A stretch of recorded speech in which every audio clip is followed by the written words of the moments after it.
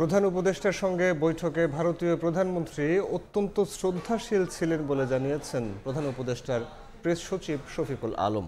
শনিবার নিজের ফেসবুক পেজে এক পোস্টে তিনি লেখেন, দুই নেতার বৈঠকে নরেন্দ্র মোদী বলেছেন, শেখ হাসিনা অন্তর্বর্তী সরকার নিয়ে অসম্মানজনক আচরণ করলেও ভারত প্রফেসর ইউনূসের প্রতি সম্মান দেখিয়েছে।